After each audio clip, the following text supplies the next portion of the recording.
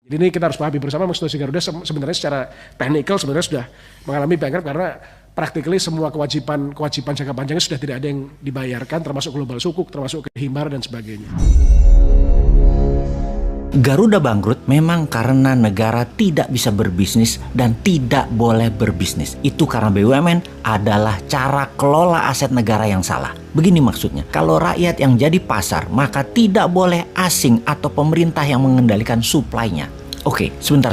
Kita harus berusaha menjelaskan sisi ekonomi BUMN dari kacamata lainnya. Sungguh, berat memang kalau pemahaman sosialis sudah masuk ke dalam pikiran bawah sadar banyak masyarakat, terutama para politikus yang arah politiknya ke kiri, ke sosialis. Bisnis itu akan berjalan baik kalau yang menjalankan adalah mereka yang berpikiran liberal atau bebas. Kita bukan anti-sosialis yang pemerintahnya mengendalikan rakyatnya dengan kekangan yang ketat, di mana itu adalah tingkah sosialis kuno yang dianut banyak aliran partai politik di Indonesia dengan bungkusan nasionalis sosialis. Istilah politiknya ini harus diluruskan pemahamannya. Nasionalis liberal lebih lincah daripada nasionalis sosialis di dalam membangun ekonomi negara. Bahkan Newman mengambil aliran politiknya adalah nasionalis patriotis yang lebih agresif ekonominya sampai ekspansi keluar negerinya negara bantu full. Pemahaman ekonomi patriotik nasionalis adalah tengah bawah. Baik, kita jelaskan sekali lagi pemahaman politik dan ekonomi dari kaum Newman. Bayangkan ada 4 kolom di depan Anda sahabat. Sisi kiri atas A,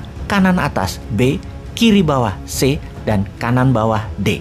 A dan C kalau digabungkan adalah aliran ekonominya sosialis. B dan D kalau digabungkan aliran ekonominya adalah kapitalis. A dan B adalah kaum elitis. C dan D adalah kaum akar rumput. Selama 6 pemerintahan Indonesia selain Pak Karno, semua politiknya dan ekonominya main di kaum elitis. Pak SBY misalnya, elitis kapitalis sisi kanan atas B. Para oligarki dan konglomerat kapitalis atas mengendalikan ekonomi dan diberi kemudahan. Yang sekarang yaitu memihak pada elitis sosialis, yaitu yang A, kaum BUMN. Sisa presiden lain, Soeharto dengan Amerikanya elitis kapitalis, Habibie dengan IMF, Gus Dur, Megawati, sama semua. Kemudian para calon presiden nanti 2024 semuanya juga tetap main di elitis. Untuk pertama kalinya dalam sejarah Indonesia, Newman punya konsep politik dan ekonominya akar rumput. Di sisi C adalah kaum buruh, petani, nelayan. Di sisi D adalah UKM. Ini jelas berlawanan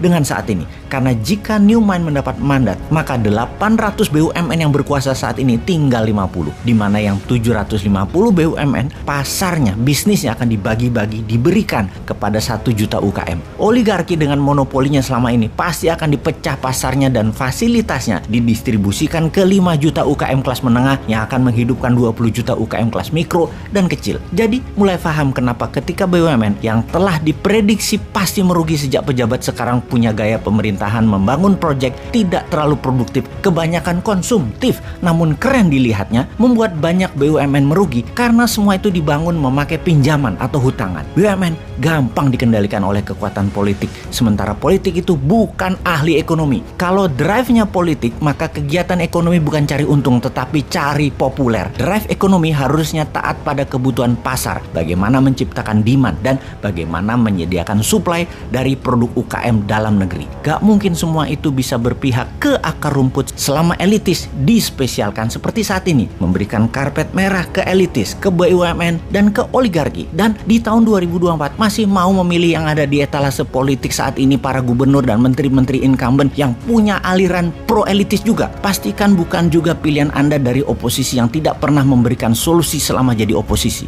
Jadi pilihan sahabat semua, hanya Newman yang beda. Cek.